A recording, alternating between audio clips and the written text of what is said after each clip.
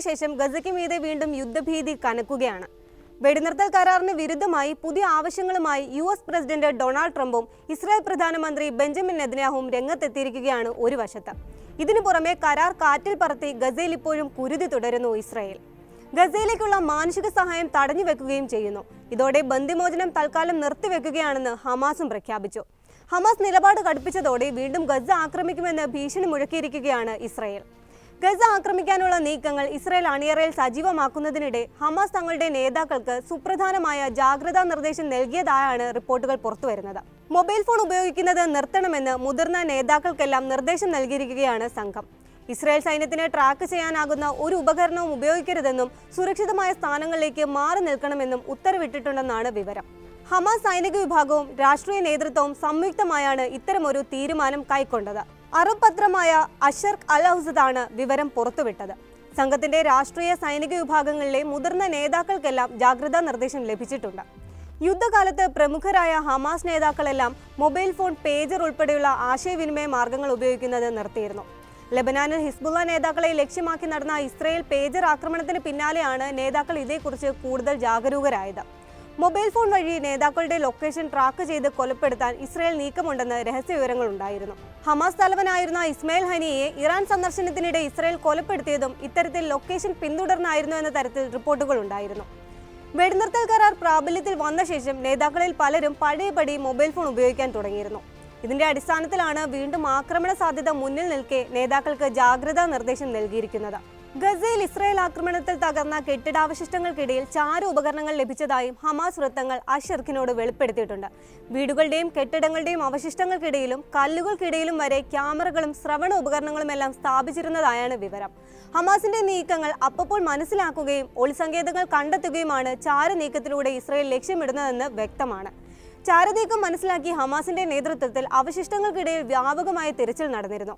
കണ്ടെത്തിയ ഉപകരണങ്ങൾ നശിപ്പിക്കുകയും ചെയ്തിട്ടുണ്ട്. കൂടുതൽ ശക്തമായ ആക്രമണം പ്രതീക്ഷിക്കുന്നതിനാൽ മുതിർന്ന ഹമാസ് നേതാക്കൾക്ക് പ്രത്യേക സുരക്ഷ ഏർപ്പെടുത്തിയതായും വിവരമുണ്ട്. ഫെബ്രുവരി 15-നകം എല്ലാ ബന്ദികളെയും വിട്ടയക്കണമെന്നും ഇല്ലെങ്കിൽ വെടിനിർത്തൽ കരാർ റദ്ദാക്കുമെന്നുമായിരുന്നു ട്രംപ് കഴിഞ്ഞ ദിവസം ഹമാസിന് മുന്നറിയിപ്പ് നൽകിയത്. എല്ലാവരെയും മോചിപ്പിച്ചില്ലെങ്കിൽ ഗസ നരകമാക്കുമെന്നും വൻ വിനാശമാകും കാത്തിരിക്കുന്നതെന്നും അദ്ദേഹം ഭീഷണി മുഴക്കുകയും ചെയ്തിട്ടുണ്ട്. എന്നാൽ ഭീഷണികൾ വില പോകില്ലെന്നാണ് ഹമാസ് വ്യക്തമാക്കിയത്. ഇസ്രായേൽ നിരന്തരമായി കരാർ ലംഘനം നടത്തുന്നതിനാൽ ബന്ദിമോചനം തൽക്കാലം നിർത്തിവെക്കുകയാണെന്നാണ് ഹമാസ് സേനാ വക്താവ് അബു ഉബൈദ കഴിഞ്ഞ ദിവസം അറിയിച്ചത്. ഇസ്രായേൽ നടത്തിയ കരാർ ലംഘനങ്ങൾ അക്കമിട്ട് നിരത്തിയായിരുന്നു ഹമാസ് നേതാവിന്റെ പ്രഖ്യാപനം. അധിനിവേശ ശക്തികൾ കരാറിലെ ധാരണകൾ പാലിക്കുകയും നഷ്ടപരിഹാരം നൽകുകയും ചെയ്യുന്നതുവരെ ബന്ദികൾ ഇപ്പോഴുള്ള സ്ഥലങ്ങളിൽ തന്നെ കഴിയുമെന്നാണ് വാർത്താക്കുറിപ്പിൽ അബു ഉബൈദ വ്യക്തമാക്കിയത്. വെടിനിർത്തൽ കരാറിലെ പല ഉപാധികളും ഇസ്രായേൽ ലംഘിച്ചെന്നാണ് കാരണമായി പറയുന്നത്. കഴിഞ്ഞ 3 മാസമായി ഹമാസ് നേതൃത്വം സ്ഥിതിഗതികൾ വിലയിരുത്തുകയായിരുന്നുവെന്ന് അബു ഉബൈദ പറയുന്നു. ധാരണകൾ പാലിക്കാൻ ശത്രു സൈന്യം തയ്യാറാകുന്നില്ല. നിരവധി സ്ഥലങ്ങളിൽ ഇസ്രായേൽ കരാർലംഘനം നടത്തിയെന്നും അദ്ദേഹം ചൂണ്ടിക്കാട്ടി. വടക്കൻ ഗസയിലേക്കുള്ള ഫലസ്തീനുകളുടെ തിരിച്ചുവരവ് വൈകിപ്പിക്കുന്നു എന്നാണ് ഹമാസ് ചൂണ്ടിക്കാട്ടുന്ന മറ്റൊരു കാരണം. മടങ്ങി വരുന്നവർക്ക് നേരെ ഗസ മുനമ്പിന്റെ പല ഭാഗങ്ങളിലും വെടിവെപ്പ് ഉണ്ടാവുകയും ഷെല്ലാക്രമണം നടത്തുകയും ചെയ്ത സംഭവങ്ങളുണ്ടായി. മേഖലയിലേക്ക് മാനുഷിക സഹായവുമായി എത്തുന്ന വാഹനങ്ങൾ കടത്തിവിടണമെന്നും ഇതിന് വഴിയൊരുക്കണമെന്നും ധാരണയായിരുന്നു. എന്നാൽ വാഹനങ്ങൾ പലയിടങ്ങളിലും ഇസ്രായേൽ സൈന്യം തടയുന്നുവെന്നും അബു ഉബൈദ പറയുന്നു. കരാറിനോട് ഹമാസ് പൂർണ്ണമായും നീതി പുലർത്തിയിട്ടുണ്ടെന്നും ബാധ്യതകളെല്ലാം നിറവേറ്റിയിട്ടുണ്ടെന്നും വാർത്താക്കുറിപ്പിൽ പറഞ്ഞു. അധിനിവേശ സൈന്യം ഉപാധികളെല്ലാം പൂർണ്ണമായി പാലിക്കുന്ന കാലത്തോളം തങ്ങളും കരാറിൽ വിട്ടുവീഴ്ച ചെയ്യില്ലെന്നും അബു ഉബൈദ വ്യക്തമാക്കിയിട്ടുണ്ട്. ഹമാസിന്റെ പ്രഖ്യാപനം കൂടി വന്നതോടെ ഇസ്രായേലിൽ പ്രധാനമന്ത്രി ബെഞ്ചമിൻ നെതന്യാഹുവിന്റെ നേതൃത്വത്തിൽ അടിയന്തര സുരക്ഷാ ക്യാബിനറ്റ് ചേർന്നു. 4 മണിക്കൂറോളം നീണ്ട യോഗത്തിൽ വീണ്ടും ഗസ ആക്രമിക്കാനുള്ള തീരുമാനമുണ്ടായതായി സൂചനയുണ്ട്.